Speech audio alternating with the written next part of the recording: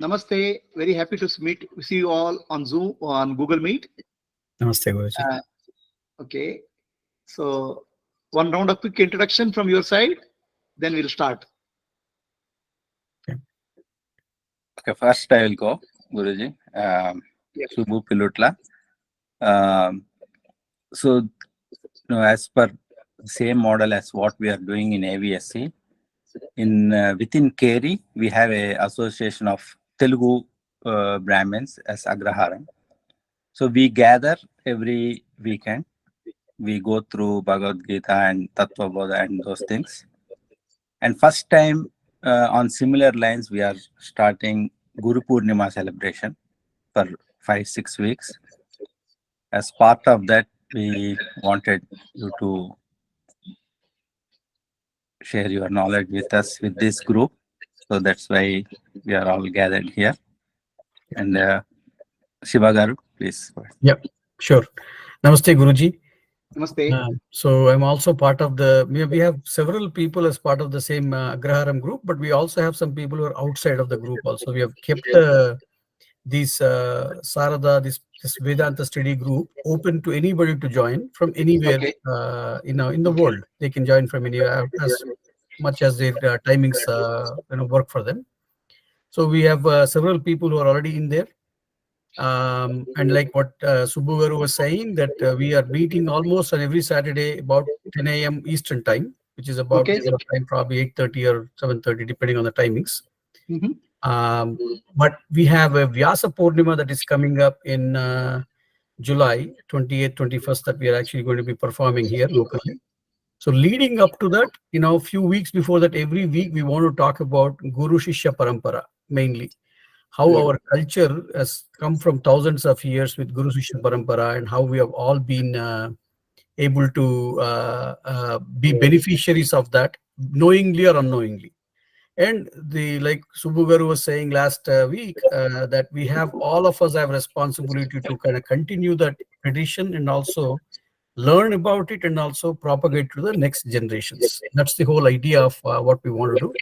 And we want to hear from definitely gurus like you, and we get enlightened. So most of the people are that in the group.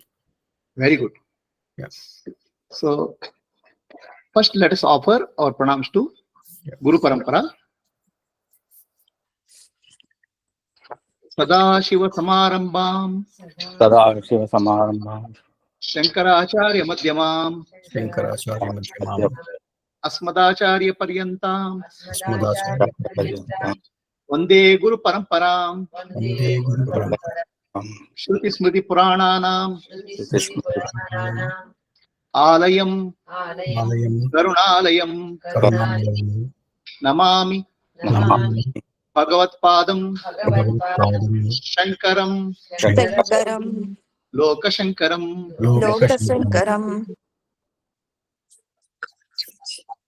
Akhanda Mandalakaram Mandamandalakaram Vyaptam Vyaptam Yena Characharam Tatpadam Darshitam Yena Tasmai Shri Gurave Namaha Harihi Om Shri Gurubhyo Namaha Harihi Om.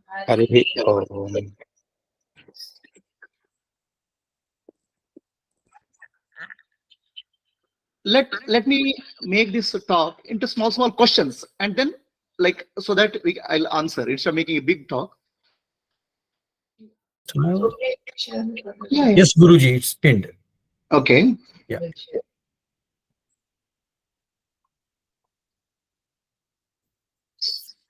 So today we are getting together here with the Agraharam group based in USA.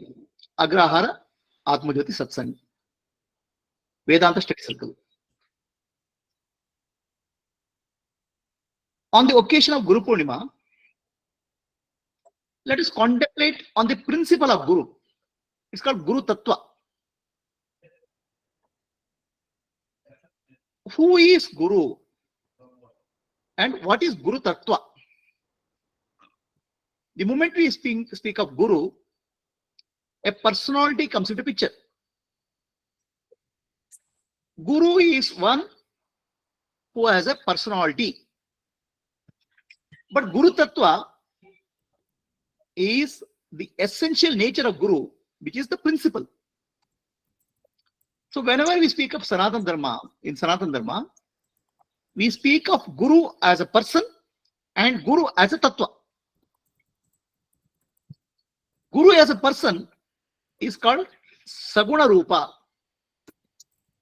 Guru Tatva is Nirguna Nirakara. Whom do we call as a Guru? There are many, many Gurus in our life. Starting from a mother who taught me mother tongue, father, the school teachers, my friends, my colleagues.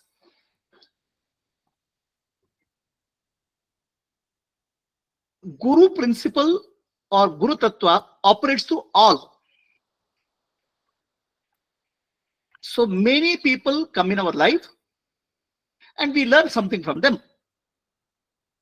That's actually the principle of Guru Tattva, operating through all my relationships. In that sense, all interactions in my life are with Guru only. Mother, father, the school teacher, friends, enemies. Enemies also our Guru, because many things in life we learn from our enemies. If you look at corporate life, all companies dedicate enough teams to find out what their enemies are doing, what their corporate rivals are doing. We can learn from our enemies also. We can learn from a very bad person also. A bad person, we can learn what we should not do in life. So that way, Guru Tattva or principle of Guru, which is universal, operates through all. And Guru principle in me helps me to learn. Teaching comes from all Guru principles from the outer world. Guru principle within me helps me to understand. So that way, Guru is Sarvatra. Everything in our life is Guru. But we have a special position for Adhyatmic Guru, a spiritual Guru. All Gurus in our life help us to learn something in life related to survival, growth, success in life. All Gurus whom we come across, they operate in the domain of Maya.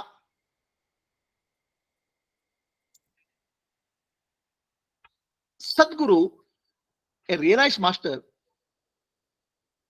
helps us to go beyond the domain of Maya, freedom from Maya. So that way, Sadguru has a most important role. Gurus, different Gurus come in our life and come and go. But when you meet your Sadguru, it is the final destination. Beyond that, nothing else is there. Because Sadguru is the one who helps you come out of Maya. That's why Akhanda Mandalakaram Vyaptam Ena Characharam. The Akhanda Mandalakaram means the Guru principle pervades the entire universe, all living and non-living beings. To our friends, relatives, enemies, Guru principle helps us to survive and succeed in the world. At the same time, the Guru principle or final Guru principle called Guru Tattva helps us to come out of Maya. So that when we offer our pranams, We are offering to that Guru, that Sadguru, a realized master who is helping us to come out of Maya. We offer our respects to the Sadguru or enlightened master, who alone can take us from the domain of Maya to the liberation and realization of self. So all prayers are dedicated to that Guru. But the Guru Tatva pervades the entire universe. Akhanda Mandala Akaram pervades the entire universe in that sense. And who is Sadguru? Akhanda Mandala Akaram Vyaptam Ena Characharam Tat Padam Darshitam Ena Tasmai Shri Gurave Namaha. So Tat means Brahman. Tat Padam, the essential meaning of Tat Padartha, one who shows us, he alone is called Sadguru. Rest all are called Gurus. So Sadguru is the one who teaches about Brahmadnana. Tat means Brahman. Tat Tvam Asi, you are that. That teaching which liberates us, one who gives that is called Sadguru. Now, who is Sadguru? Can anybody become Sadguru? A Sadguru or a realized master has two aspects. First aspect is called Brahmanishta. He should be established fully in Brahman. That means he himself should be realized. A person who is not realized is not qualified to be Sadguru.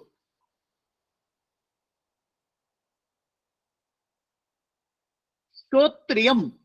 Second thing is, he should be able to teach based on the scriptures. It is not that he is a scholar of scriptures. He understands the essence of scriptures and is able to teach. Shrotriya, Brahmanishta, both are required. Somebody is Brahmanishta only but not able to teach, he cannot help you to become realized. Somebody is Shrotriya who knows scriptures well but he is not realized, then also he can't help. Both are required. So, for example, Sri Ramakrishna Paramahamsa was not well versed in scriptures. Upanishad, Vedanta, he is not well versed. But he is a realized one. He is a Brahmatnani. To Ramakrishna Paramahamsa, many scholars used to come who are well versed in all Vedas and scriptures. Ramakrishna Paramahamsa gives the teaching in very simple stories, simple examples. Many scholars got benefit from the Ramakrishna Paramahamsa. So now, what are the qualities? First is Ramakrishna Paramahamsa is realized, enlightened one. That's called Brahmanishta. Second thing is called Shrotriya. Means he speaks the essence of scriptures, not that he is well versed in all Sanskrit, literature, grammar and all, no. Essence of scripture he is able to communicate. That's called Shrotriya. So don't be under the impression that somebody is a very good scholar is Shrotriya. Scholar can be Shrotriya, but he cannot be, whether he is Brahmanishta, we don't know. Finally, Shrotriya and Brahmanishta alone is called Sadguru. Now there are many Sadgurus. There may be many Sadgurus in the world. The world is very big. There may be many Sadgurus. But who is my Sadguru? We have to find out. For each of us, all of us, are destined to meet our Sadguru in our life. I mean, to give an example, a boy wants to marry a girl. There are hundreds and thousands of girls, marriageable girls. A girl wants to marry a boy. There are many boys. Finally, one girl one boy, become husband, wife. Similarly, Sadguru in our life, there are many Sadgurus, there are many Shishyas. Finally, we meet one realized master who ends our journey, who ends our spiritual journey. Such a person is called my Sadguru. There may be hundreds of Sadgurus, right? A boy, before meeting a girl of his would-be, he will be meeting so many girls. A girl will be meeting so many boys. Finally, they decide to come together. So that girl alone he can call as my wife. That boy alone she can call as husband. So similarly, when you meet Sadguru, that Sadguru alone is my master. And that I am the Shishya. Like that one-to-one relationship happens when you meet Sadguru. So then your journey ends. The spiritual. So please don't be under the impression that meeting of the Sadguru is beginning of your journey. Meeting of Sadguru is the end of your spiritual journey. Because that's where you understand the God in your heart. Your search from outer goes to inner. The mind becomes calm and peaceful. You start realizing the inner essence. Your search here and there will stop. Such a person is called Sadguru. Who is that? Shrotriya, Brahmanishta. Then many Sadgurus are there. Finally, you are destined to meet your Sadguru, where your journey ends. Until you meet your Sadguru, you will meet so many masters, so many realized persons. The journey will continue. The restlessness will continue. Only meeting your Sadguru, destined for you, will bring the end of the spiritual journey. So Ramana Maharshi was asked the question, how do I know I have met my master? How do I met my Sadguru? Ramana Maharshi says, in whose presence you feel deep inner peace, silence, and your questions disappear. Please understand, the questions are not answered. The questioner disappears. That's why question disappears. The questioner, who is what we call as me, the illusory entity, that entity disappears. The mind becomes silent. Then you understand you have met your Sadguru. So, the Sanatana Dharma, when we offer our pranams to Guru, Akhanda Mandalakaram, Vyaptam Yanucharacharam, everything in the universe is a Guru Tatva, operating in various ways. Our friends, relatives, enemies, everybody is Guru Tatva. Finally, Sadguru whom we meet is Guru, the final Guru. So all pranams are given to Sadguru, who operates through many people, many everybody. So now Sadguru is not a person. Even though you meet Sadguru as a person, but Sadguru himself is not a person. He has gone beyond the body consciousness. He functions through the body, but he himself is not a body. Such a person is realized.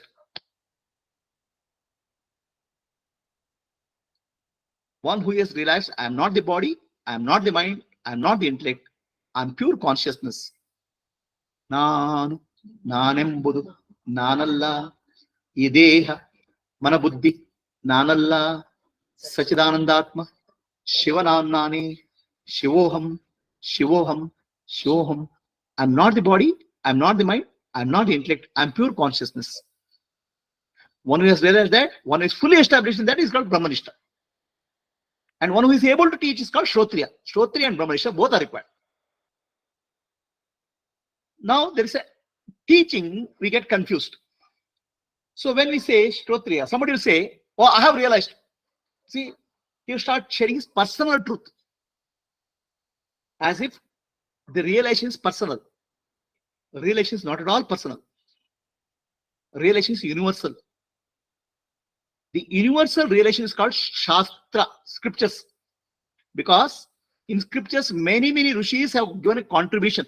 It's not individual. Like, for example, science is because of many scientists. Similarly, Shastras are contribution of many rishis. It's not any person, individual person. Many religions, there are founders. This guy founded, that guy founded. Sanatana Dharma has no founders. There's a science of spirituality, Atmadnana is developed. It's called Shastra. Where many scientists or rishis have contributed to that. Rishis are spiritual scientists. So if somebody speaks based on the universal nature of scriptures, not personal experience, he alone is Shrotriya. Others what happen, we start thinking that, oh, this is a personal experience, he is a very special person. No. He is speaking of science. Science of spirituality. Such a person is called Sadguru. So I have spoken about Guru Tatva. Guru Brahma, Guru Vishnu, Guru Devo, Maheshwaraha we speak of. Guru Sakshat Parabrahma Tasmai Shri Gurave Namaha. Guru is Brahma, Guru is Vishnu, Guru is Maheshwara, Guru Sakshat Parabrahma Tasmai Shri Gurave Namaha. How Guru is Brahma? Guru is Vishnu. Guru actually is Parabrahma only. One who has realized the supreme reality called Parabrahma, he alone is Sadguru. One who is established in Parabrahma Tatva, Nirguna Nirakara Tatva principle, he is Sarva. Now, that Nirguna Nirakara Parabrahma operates through Brahma, Vishnu, Maheshwara, all devatas, all living beings.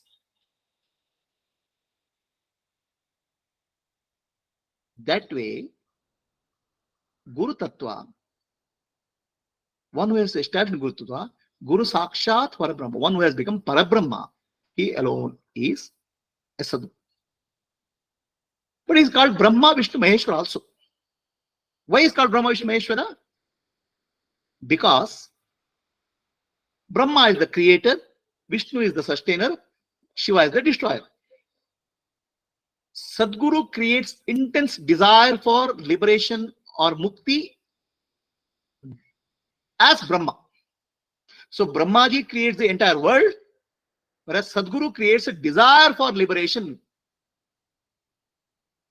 Brahmaji creates the world and creates a desire in you to participate in the world, Maya. Sadguru creates a desire in you to come out of Maya. As Brahma, he creates a desire to become free from Maya. That's why he's called Brahma. Sadguru is called Vishnu because after creating desire, he has to fulfill the desire. So for fulfilling the desire, he will give teachings, methodologies, and systems and questioning or meditation practices to sustain your journey and to help you come out of Maya. So that way, Vishnu is the sustainer of spiritual quest. As Sadguru, he creates systems and practices or methodologies or teaching to help you come out of Maya. As Shiva, Sadguru destroys ignorance. Shiva is a destroyer. The final destruction is our ignorance.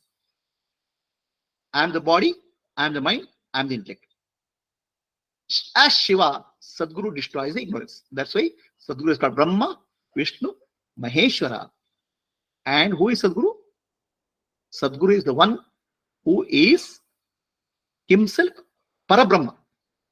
Do not be fooled by the body of the Sadguru. Body is just an instrument.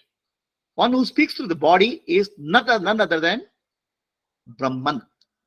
So that is the nature of Sadguru.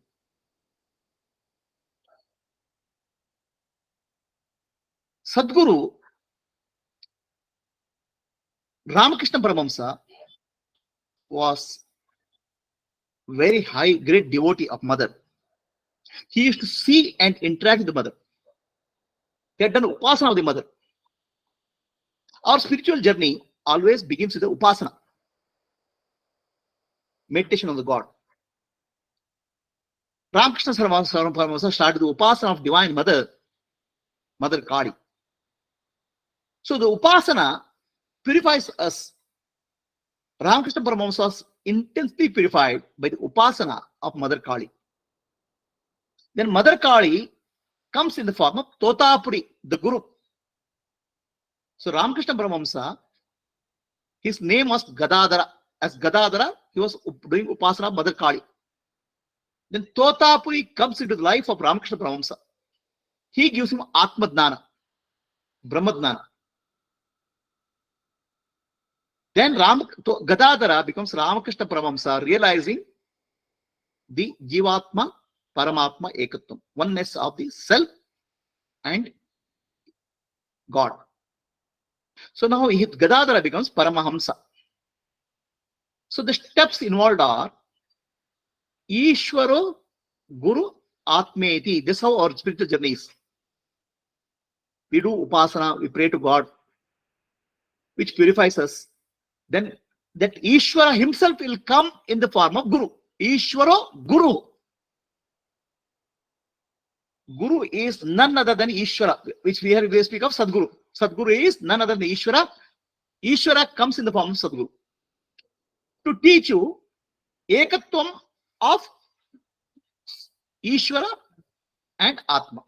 So that's why we say Ishvaro, Guru, Atmeti. The same principle, Ishvara, Guru, and Atma, one principle operates. That's called Parabrahma. To meet a realized master, get the teaching from the realized master is a great blessing. It's because of good karma we have done in life. I was blessed by many masters, and especially my Guru, my Sadguru, Ajja, who lived in a place called Puttur. Guru Brahma, Guru Vishnu, Guru Devo, Maheshwara, Guru Sakshat, Parabrahma, Tasmai Shri, Gurave Namaha. So I spoke about Guru principle. If anybody wants to ask a question, you can ask. Otherwise, I'll speak of Guru Parampara. Anybody on Google Meet? Do you have a question? Please free to ask.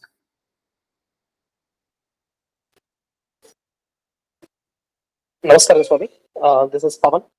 Pavan Kumar, yeah.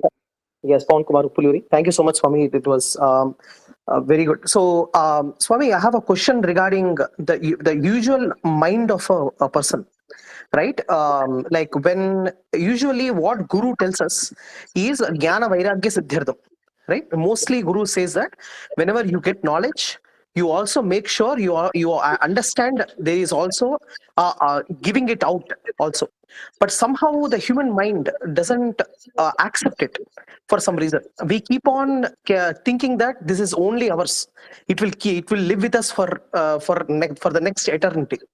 So what should I do from a human perspective? Like from a Guru perspective, he is doing his Guru is doing his duty by giving me the knowledge. What I should do from my side to make sure I get that knowledge and I digest that words. Okay. Thank you, Pavan Kumar. Very good question. So Guru gives the knowledge. What should I do? Right? There are two dimensions of Guru. Guru gives the knowledge and Guru is the knowledge. So what is the difference between Guru gives the knowledge and Guru is knowledge? Mhm. Is there a difference? Yeah. Walking the talk. Life of Guru is actually teaching in one sense. Right? So he walks the talk. He not only gives the knowledge, he walks the talk. So what happens is that very abstract concepts of spirituality become alive in the life of Guru. One way.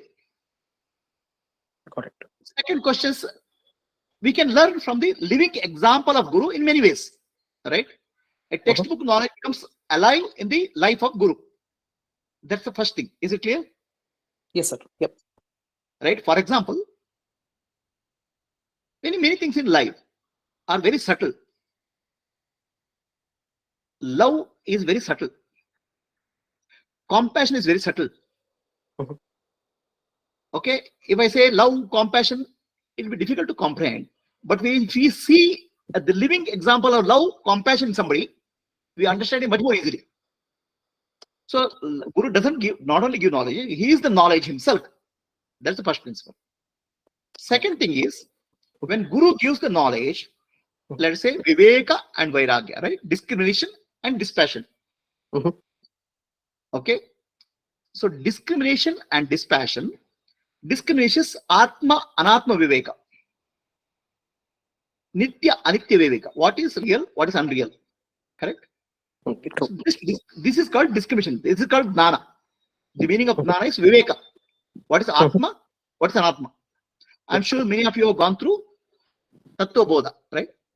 Yes. Tattva Bodha is Atma Anatma Viveka. Oh, Now, got when we apply Atma Anatma Viveka, the Vairagya or dispassion develops automatically, naturally. It is not a forced one. Vairagya is not forced one. Okay, it's a, yeah, got it. Yeah. It's a natural consequence of Jnana. Viveka. Okay. Viveka. So Mhm. Guru doesn't give Viveka saying, what I say is right. This is what truth is. He doesn't say that. Mhm. He gives the teaching in such a way which is logical, which is clear, which is understandable. Mhm. Okay. It's not magical. Hmm. And Guru applies that in his life. So you see a living example and he gives a very clear, systematic way, Viveka. Atma, Anatma, Viveka. So now, understanding is very easy. Yeah. The question comes to application, Yeah, absolutely. right? Mhm. Viveka has to translate into Vairagya, correct? Yeah. Now, Vairagya is not forced Vairagya. Please understand. The forcing will not help. Exactly. Vairagya is to natural, correct? So I'll give you an example. Mhm. I am very fond of sweets. Mhm. I love sweets. Mhm. One day I go to the doctor. Mhm. The doctor tells me, Mhm. you have diabetes. Sweets cause diabetes for you. You have to be very careful about sweets. Do not eat sweets. Now, did I get a Viveka? Viveka is diabetes and sweets relationship. I understood. That's called Viveka. So doctor has given me Viveka, correct? Now I come home. So Viveka has to bring Vairagya. Looking at sweets, I should say, I don't want to take sweets. Will it happen overnight? First day, 3 days, I'll eat jalebi. Fourth day, what doctor says, I remember. Oh, it causes diabetes. One piece of jalebi becomes half. Half is being quarter. So gradually, the Viveka triggers me and Vairagya follows. But is that not the force Vairagya? Because now you're getting it from someone. There's Yeah. no force, no. Okay, got it. There's no force. No. Nana is given. No, I didn't know the connection between the sugar and diabetes. I didn't know. Oh, got it. Yeah. True. Right? I never knew sugar causes diabetes. Mm. When the Nana comes, doctor has told you sugar causes diabetes. Be careful. That's all he has told. He doesn't. No doctor forces you. No. Yes. True. Ultimately, the knowledge given by the doctor, I have to start applying in my life. Mhm. So initially, application will be not easy because I have a habit of eating jalebi, halwa, right? Yeah. But every time you eat jalebi and halwa, doctor's word trigger in my mind. Nana triggers. Mm. Slowly, the vairagya develops. It will take some time, but it develops because Nana is always superior. It will trigger you. Mm. Is it clear? Absolutely, sir. Yeah, very good.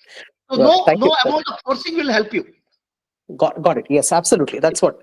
So Clarity forcing, is forcing the Vairagya will never work. True. I agree. never work. Then other part of that, vairagya is called detachment. Okay. So detachment comes with the attachment. Do you know that? In life, everything is dual. Mhm. Good and bad, like and dislike, happiness and unhappiness they come together. Detachment called vairagya. The counterpart of detachment is called attachment. So without attachment, detachment will not happen. Do you know that? So vairagya will come as a result of attachment. Attachment to what? When you are attracted more and more towards the self, Atma, you are attached to the teaching of Guru, you are attached to seeking your own self, then naturally detachment will happen. Got it. Got it? Got it. See, for example,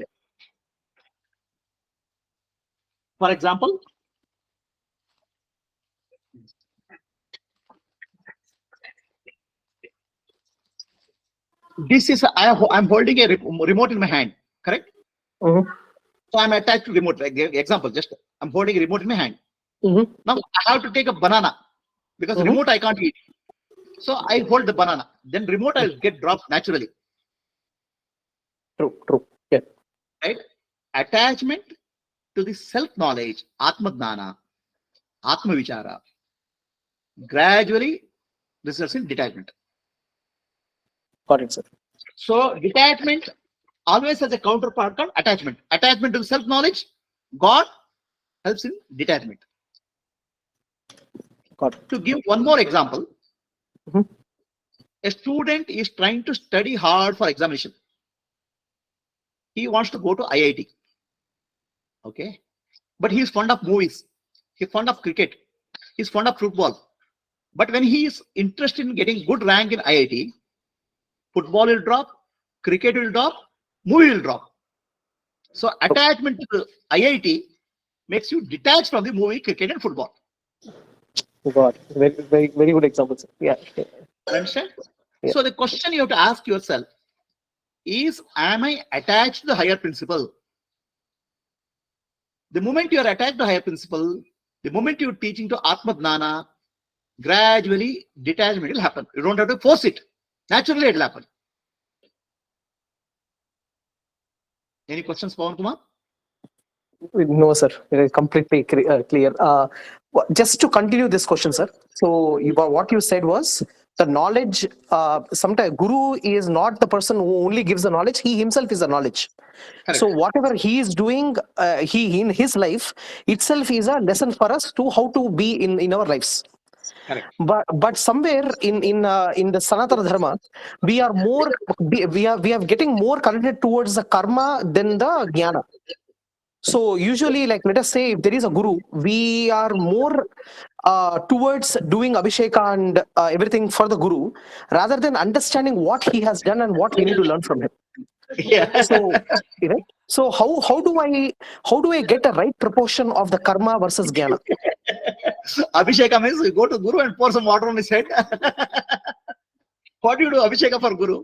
How do you do Yeah, that? that's what. So it's somehow it is becoming like we are doing only the karma. Like when I'm saying abhishekam, we are only doing the karma, but then we are stopping over there. But Yeah. yeah. See, basically, the Sanatana Dharma is a very systematic process. Okay. Yeah. Sanatana Dharma has various stages of evolution of a seeker. Mhm. The first stage of evolution of seeker is called Karma Kanda. Karma Kanda means do this ritual, do this ritual, do this ritual. Right? Yeah. So what is the purpose of ritual? Karma Kanda. Vedas 95% is Karma Kanda. True. Okay. Why Karma Kanda is important? To focus Karma Kanda. ourselves. Sorry. No. Maybe it's because to focus ourselves into the personality. Maybe. Correct. Karma Kanda brings us intense discipline in your life. Yeah. See, for example, this puja I have to do. At 4:30 in the morning, you have to do. This is the procedure. This has to be followed. On such and such a day, you have to do fasting. So what happened? There's a discipline which is brought in your life. Right? The Excellent. purpose of Karma Kanda, bring a order and discipline in your life. Is it clear?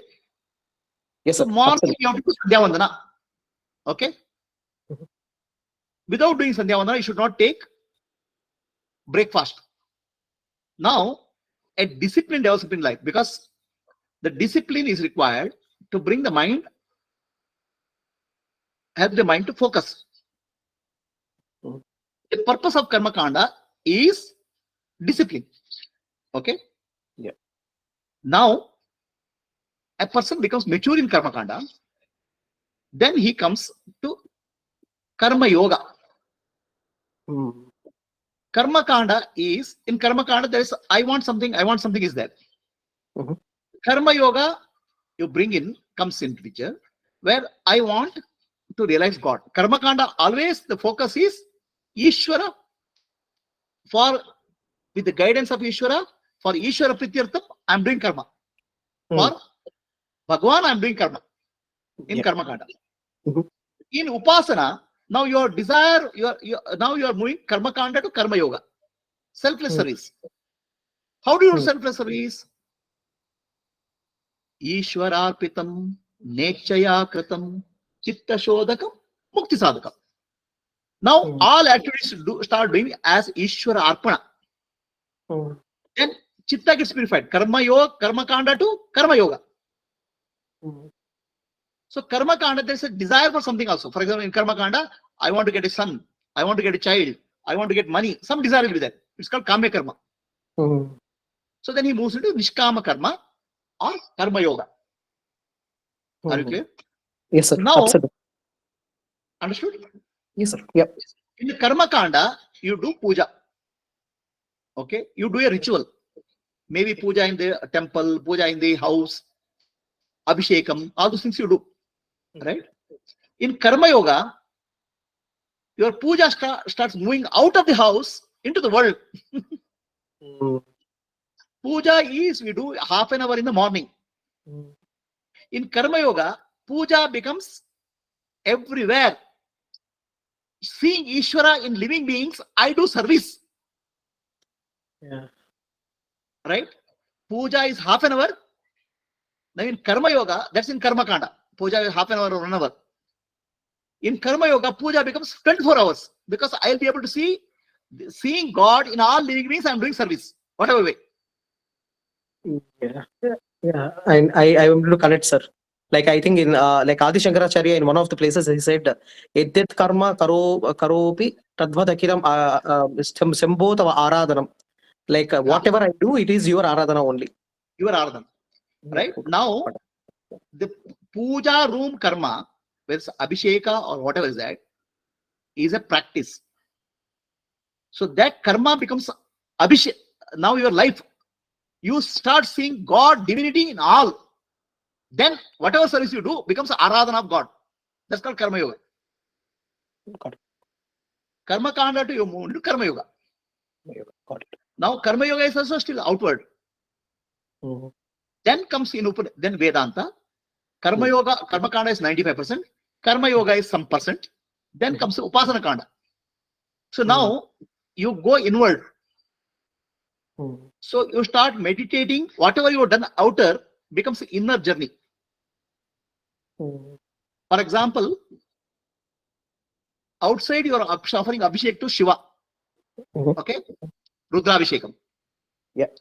Now in the inner journey, Rudrabhishekam happens not through water, through your tears of joy. Outer becomes inner. The outer, whatever you do, becomes inner. The outer used to offer flower. Now the flower becomes your heart. Okay? You are offering panchamrita. Milk, sugar, honey, ghee, all those things, right?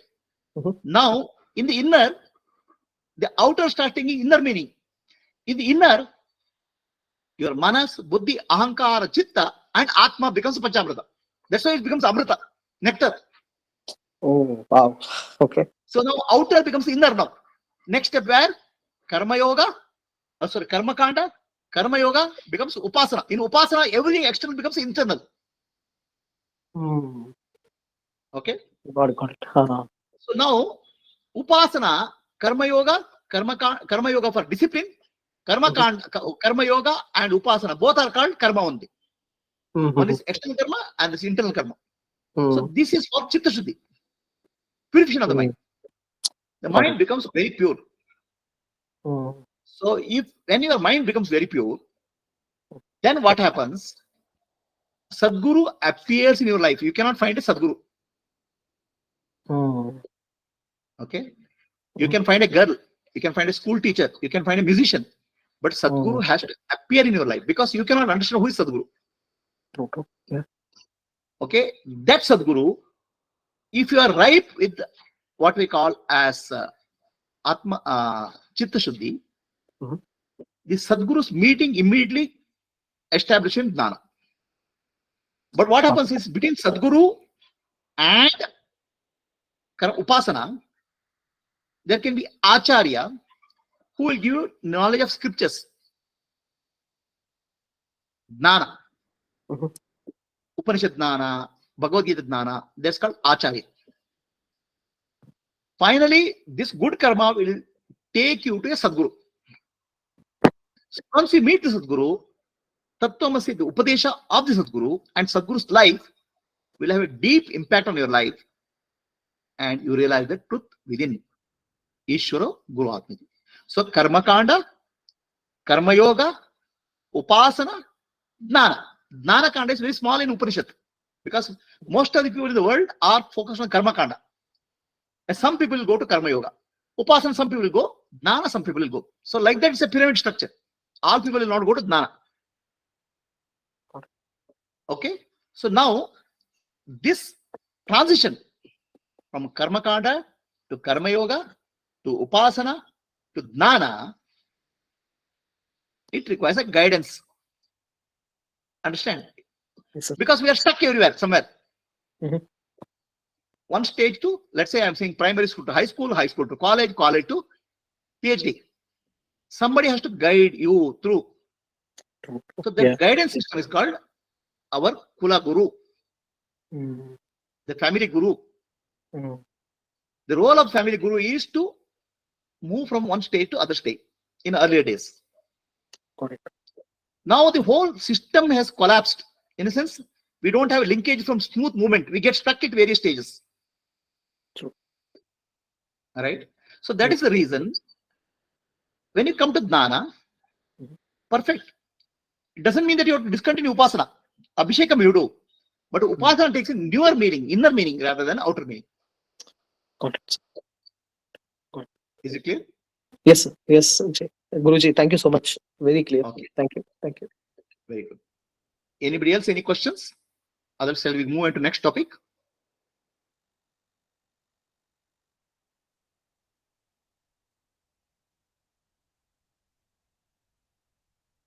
So next topic. Yes, anybody wants to speak or ask anything?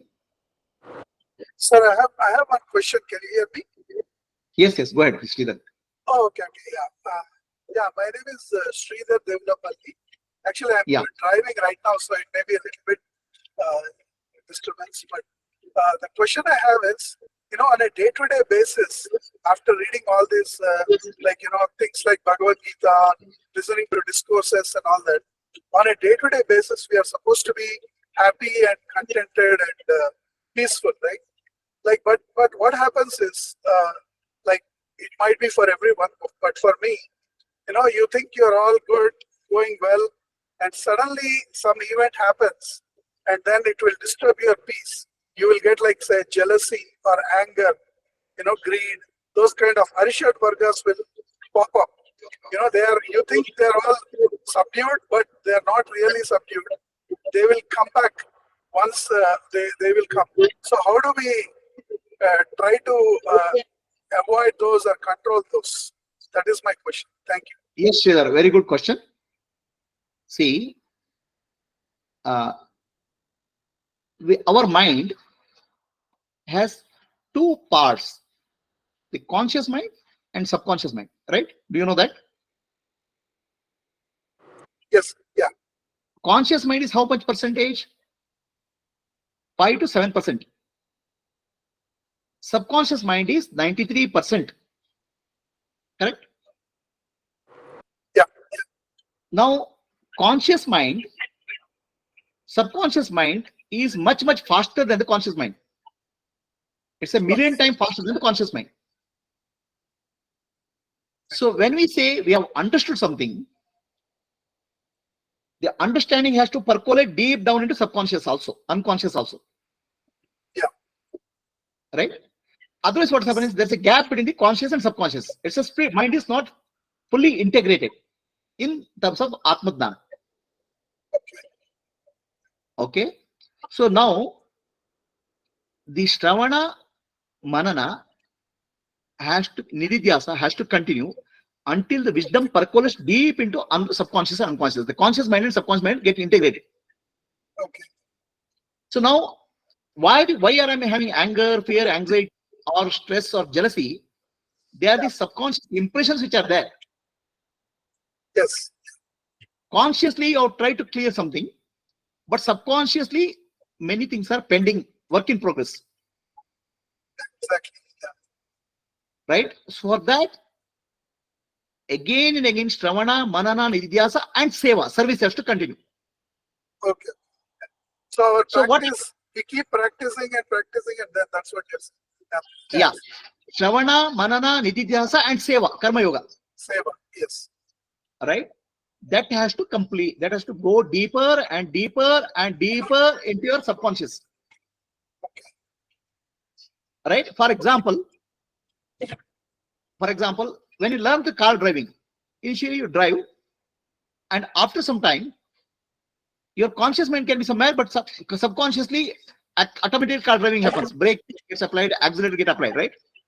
Yes. Until that subconscious mind takes over, the jnana fully, the work has to continue, work in progress.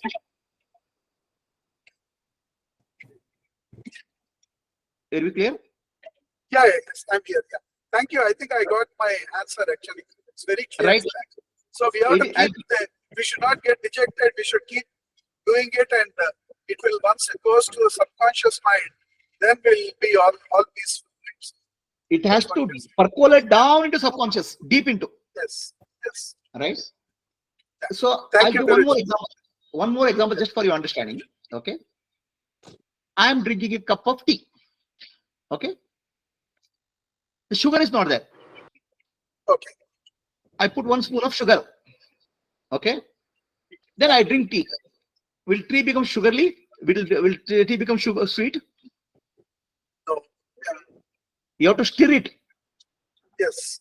Sugar has to melt fully. Got it?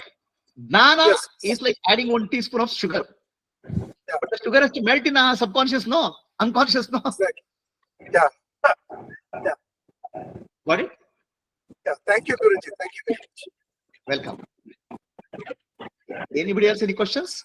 Yes, Shanti, you have a question? No question, but just I want to speak 2-3 words regarding the discussion just happened. Okay. If it is an interactive session. Yeah, please go ahead. Actually, this Kama, Krodha, Lobha, Moha, I am not deeply telling about this conscious and subconscious mind, but in physical plane, we can practice to regulate these emotions because they come to everyone. So we can isolate those thoughts from the personality. Like, how to I'm trying to tell. Okay, some anger comes with a situation, so we have to isolate the person or person with that anger. Like this is a thought or an external impression came out from some place. So if we start working like that, isolating that anger or jealousy which we observe even in ourselves or in others, with the personality, we can balance our emotions. Yeah, That's very good the practice. Very good observation. Yeah, very good observation, I said. Even if for me, I'm telling, because I don't want to take others' example. If I got some jealousy with someone else by seeing the opportunities or something like that, or financial, let us see. So after some time, if we observe, this is coming because of jealous, and if we isolate the jealous from our personality, because jealous is a thought form and it's entity. Every man is a total. Every man, no one is perfect, and everyone has these emotions, whether they come from internally or externally. Which is not internal, that will never come externally. If we have that quality at least 1% inside, we will get it from the external. We will be triggered from the external situation. If we have no anger inside, we are like Buddha, we can never be triggered by other external situations. So which is inside, that will be externally triggering us. So if we start observing that the emotion is separate, the person is separate, the soul is separate, all are a human being is a total package of all these things. So like that, if we start practicing, we can regulate some emotions. So this is physically physical practice of regulating our emotions. I'm not going to spirituality. If we speak the spirituality, if we are a soul having no emotions, nothing like that, we can isolate our soul with the emotions, because emotions are separate from the soul. So if we practice like that, we can regulate the emotions. I am not telling that we can vanish, but we can regulate the emotions, and we can observe that this is the part of the creation. These are also involved in the total cycle of the universe. So that's what I want to express. Thanks for the opportunity. Wonderful, Shanti. You have given a very clear understanding. So the emotion, body, mind, and intellect, emotions are the part of the mind. So isolate means I'm not the body, I'm not the mind, I'm not the. This is called Viveka in Vedanta. Viveka has to be applied consistently, and then becomes Vairagya, detachment. So you get detached from the emotions. Yes, and sir. initially it will be conscious, because initially you have to do consciously. Gradually it will percolate to subconscious also. It will not be conscious, naturally it will happen over a period of time. Okay. Thank Wonderful. you. Thank you. Anybody else any questions? Okay. So we'll go to the next topic. Vyasa Purnima. Okay. The Guru Purnima, which we celebrate on 20th or 21st of this month, and next month, July, is called Vyasa Purnima. It is dedicated to Vyasa Maharshi. What is the contribution of Vyasa Maharshi to the Sanatana Dharma? We have to understand. About 5,300 years back or so, Mahabharata war happened. It's equivalent of a world war at that time. A huge devastation. Imagine today world war happens. A lot of devastation happens. People, society, the computer infrastructure, maybe electricity, everything goes. You'll be pushed back into dark ages. So dark age is called, at that time, it's called Kali Yuga, a dark age. When every knowledge, every technology gets destroyed, then what is left is dark age. You'll go back to dark age. So Mahabharata time was called Dwapara Yuga. From that time, there was a possibility of moving into Kali Yuga. Kali Yuga means dark ages, where all wisdom, knowledge disappears. So for that time, a recovery action has to be initiated. How to recover the knowledge, how to restore the knowledge, how to make it available for the society. So that job was undertaken by Vyasa Maharshi. In modern day example, a war happens, then the data has to be backed up in certain place so that it's available. Another example, We had Nalanda University. Nalanda University has millions of records, data, books. People from 150 countries used to come to study in many countries used to come and study in Nalanda. It was a global university at that time, the largest global university. An invader burned down the Nalanda University. It took 9 months, 6 months to burn the books. So you have to understand the amount of books and knowledge which was there. So everything is gone, finished. Right? Equivalent of that modern day, all our data, billions and billions of millions and millions of terabyte of data is stored in all the computers. So imagine all the computer system get blown out in a world war. Then all knowledge is disappeared. So some recovery action should happen. That's why Vyasa Maharshi came and foresaw this whole war and its impact on the society and started the knowledge, how to make sure that preserve the knowledge and pass it on. It's a great, tremendous job. So at the time of Mahabharata, there were 2 avatars, incarnations. Krishna Avatara and Vyasa Avatara. Vyasa Maharshi is also called Krishna Dvipayana. So there are 2 avatars at that time. Krishna is called Dharma Avatara, to establish Dharma. Vyasa Maharshi is called Jnana Avatara, to establish Jnana. Different roles. Both are avatar of Vishnu. That's why let's chant. Vyasaya, Vishnu Rupaya, Vyasa Rupaya, Vishnave. Vyasa Maharshi is none other than avatar of Vishnu. So Sri Krishna was involved in taking care of the war, destruction of adharma, establishment of dharma. It's called Dharma Avatar. Vyasa Maharshi was involved in establishment of Jnana Avatar. So 2 avatars are there. So now establishment of Jnana requires 2 things.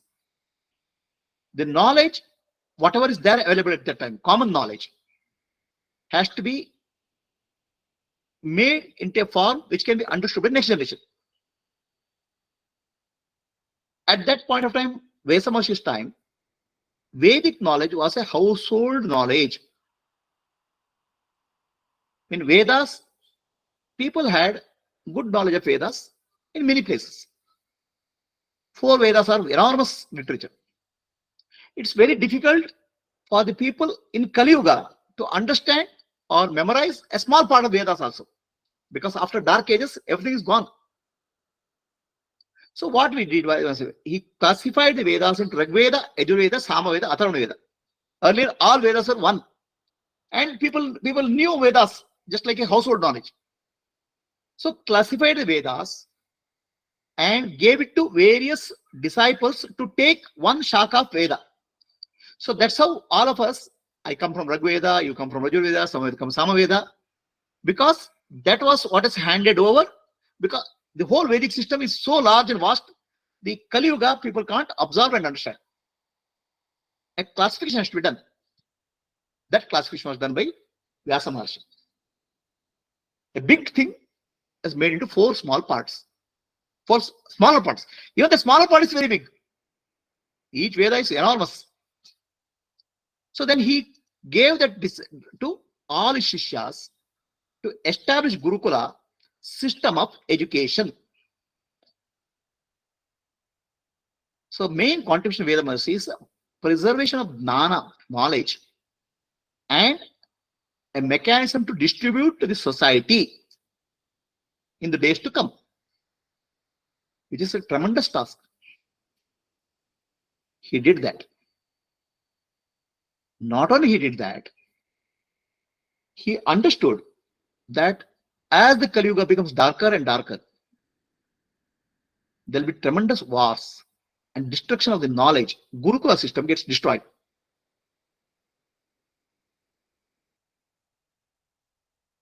When the foreign invaders attacked India,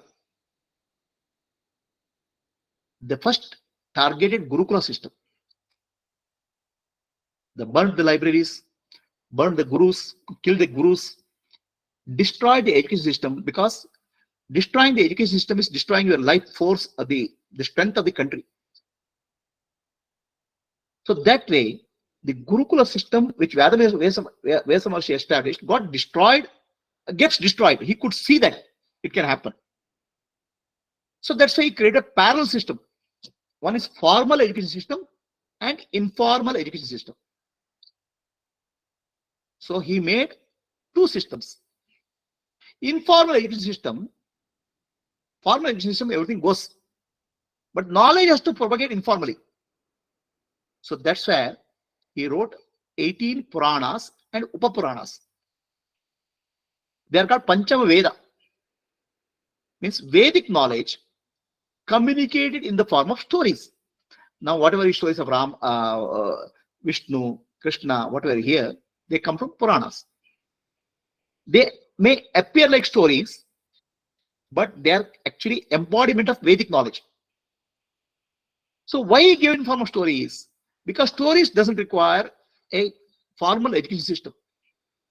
Stories can go through house from grandfather to grandchildren, grandchildren to next generation. The stories can flow. Even if your schooling system is destroyed, the knowledge is preserved in the form of stories. So his wisdom of a formal education system and informal education system has preserved the Vedic knowledge in India. Imagine the type of wars and destruction has happened in India. In any other country, the civilizations have been wiped out completely. India has the longest living civilization with Sanatana Dharma passing from one generation to other generation because of wisdom of Vyasa Maharshi, formal and informal education system. Formal education system has collapsed. There are no Gurukulas, very few. But informal education system of stories, Puranas has continued in the family, in the form of, because it's easier to remember stories, pass on.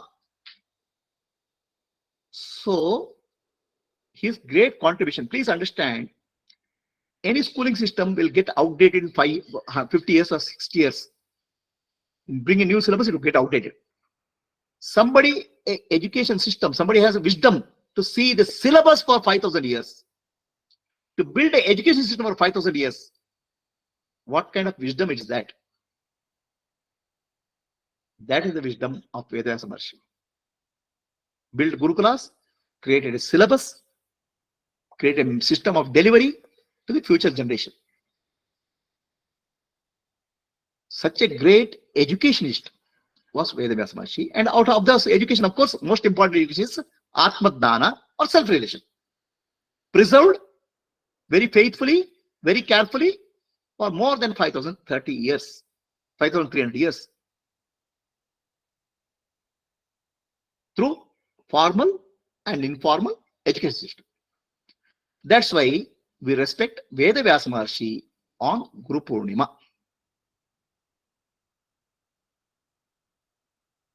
To create a system of education, formal and informal, to reach the wisdom.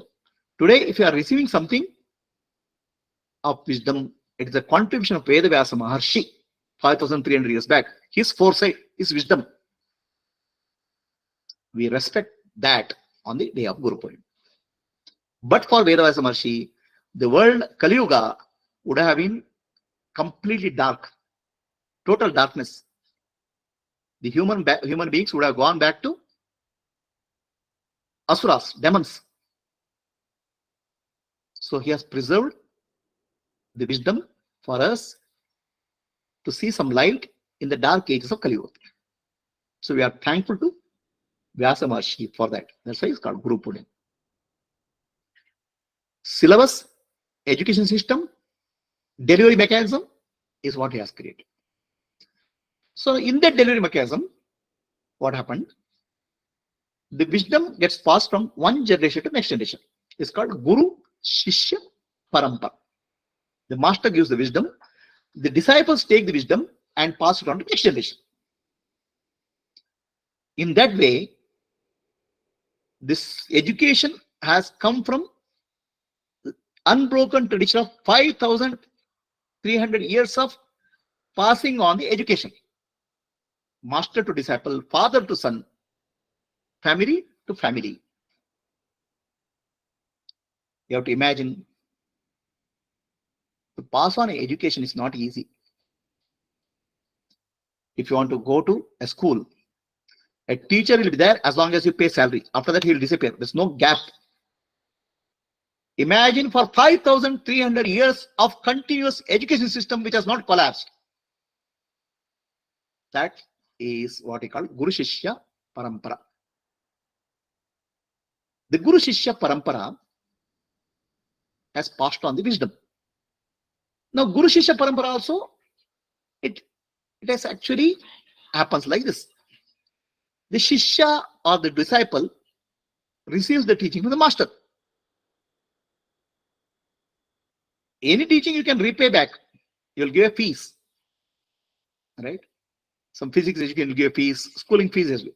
But how will you repay somebody for Atma Dhnana who has helped me to become free from Maya?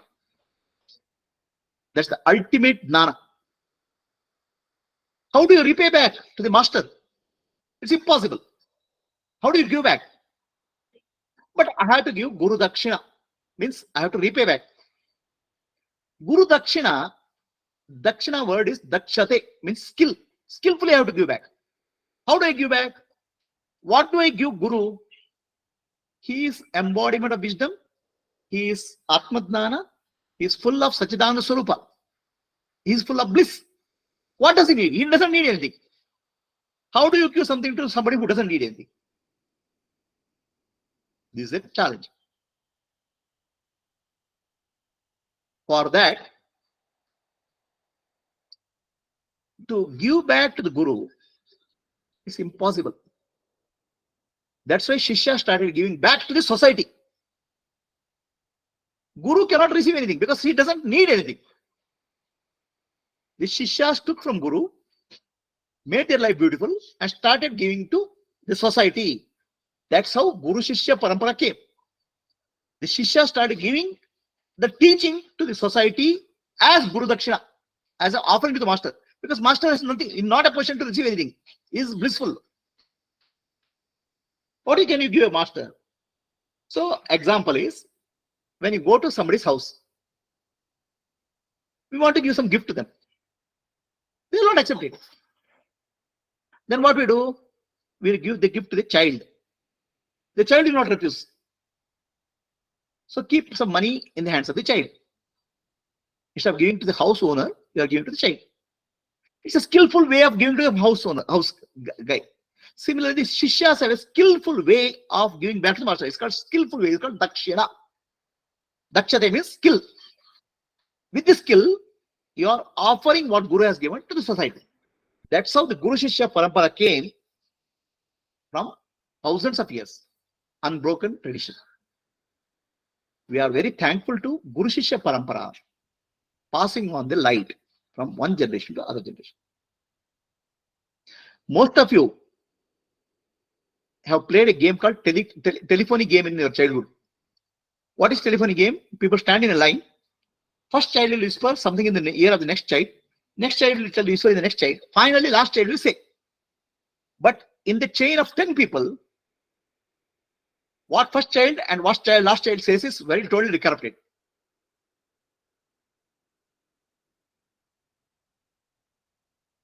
Okay. Some first child says tiger. When the last child says, it becomes a crocodile. In the transmission, the whole thing is getting corrupted. Imagine for 5,300 years, okay, which is, let's say each person's life is 100 years. That is 53 generations. If you take average life as 50, 106 generations, they has to transmit the wisdom in an uncorrupted way. That's a big challenge. So that has happened. Distortions are minimized. So for that, we are offering our respect to Guru Parampara on the day of Guru Puja. Then we are offering respect to my Guru, because finally the light has come from Vyasa Maharshi to My Guru is that from where I have received. So it's a place, it's a time to respect Guru, Vyasa Maharshi, the Guru Parampara, and my Guru from whom I received light. And Guru Dakshina is how do I pass on the light to next generation? That's a Guru Dakshina. So that's how Guru Purnima we celebrate. Guru is Purna.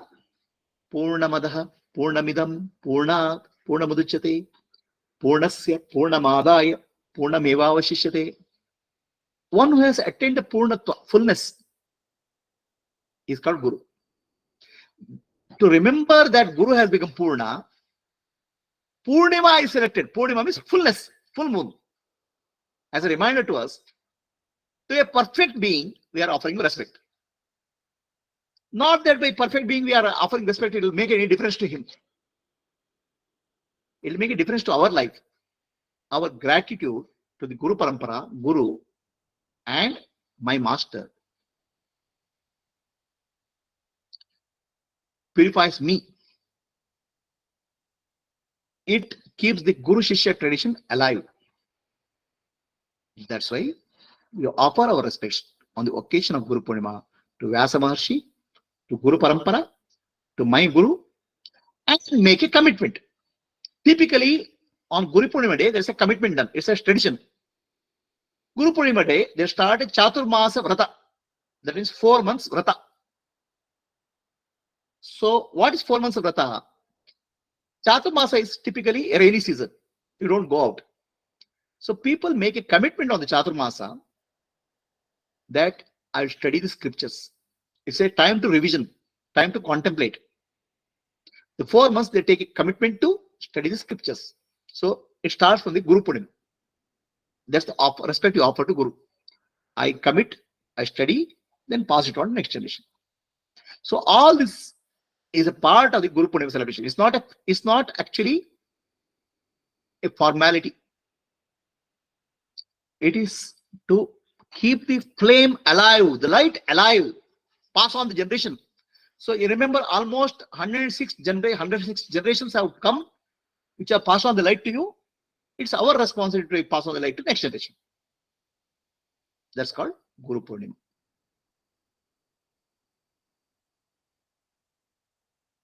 As a part of Guru Purnima celebration, Agrahara group of America is taking up a celebration, study of Guru-Shishya Parampara, various activities, and sharing it. It's a wonderful initiative. We have to understand the value of importance of Guru in our life, and in the process, you are educating your family, you are educating your children, you are educating society the significance and importance of Guru-Shishya tradition. If you see 5,300 years of human history, most important thing is the preservation of knowledge. That Guru-Shishya Parampara, Guru Tatva is there. So now, Vyasa Maharshi was 5,300 years back. When somebody teaches the scriptures, your Acharya, we give a respect. The seat where he sits is called Vyasapita. We offer our respects to Vyasapita, the person who gives the spiritual knowledge. We offer our respects to Guru, who is actually passing on the light from Vyasa Maharshi. So this is the tradition which is kept alive in India. I'm very happy that Agrahara group has taken up this initiative. Anybody has a question?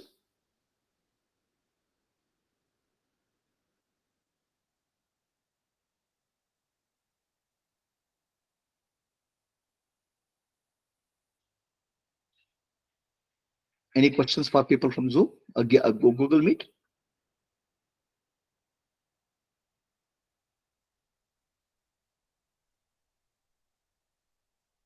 So this is the tradition we follow here in India. For Guru Purnima, we start various activities. The purpose of activities offer respect to Guru Parampara, educate our family members, and educate society the significance, importance of Guru Parampara, and Guru Tatva, and also commit ourselves for study of scriptures, imbibing in our life and passing it to next generation.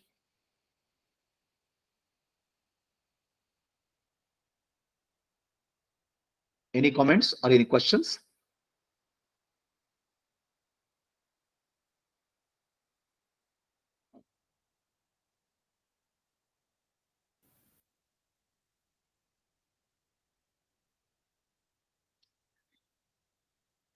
Thanks a lot, Guruji. It was a very informative session, and I think we learned a lot from you. And also, it is time for us, I think, for us to observe what we have heard from you today, and also find our quest for identifying the right Guru where our individual questions are answered. Wonderful. So, Subbu Biludla, do you want any Subbu Biludla, Shiva Garu, any questions are there, or should we close the session? I don't have any questions, Guruji. Thank you very much. Okay. But I think we are good to close the session, Guruji. Yeah. If you are ready, we can close the session. Let us sit silently for a few seconds, few minutes, and then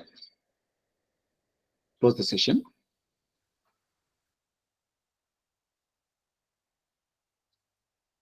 Asato ma sadgamaya tamaso ma jyotirgamaya mrityorma amritam gamaya.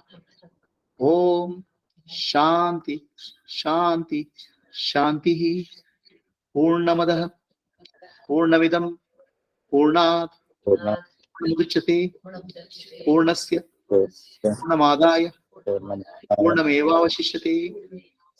Om Shanti Shanti Shanti Nanembudu Nanalla Ideha Manabuddhi Nanalla Sachidanandatma Shivanamnani Shivoham Shivoham Shivoham Brahmadarshanam Brahmadarshanam Brahmadarshanam Satyadarshanam Antarjyotihi Bahirjyotihi Pratyakjyotihi Paratpara Jyotireva Jyotihi Swayam Jyotihi Atma Jyotihi Shivosmiham.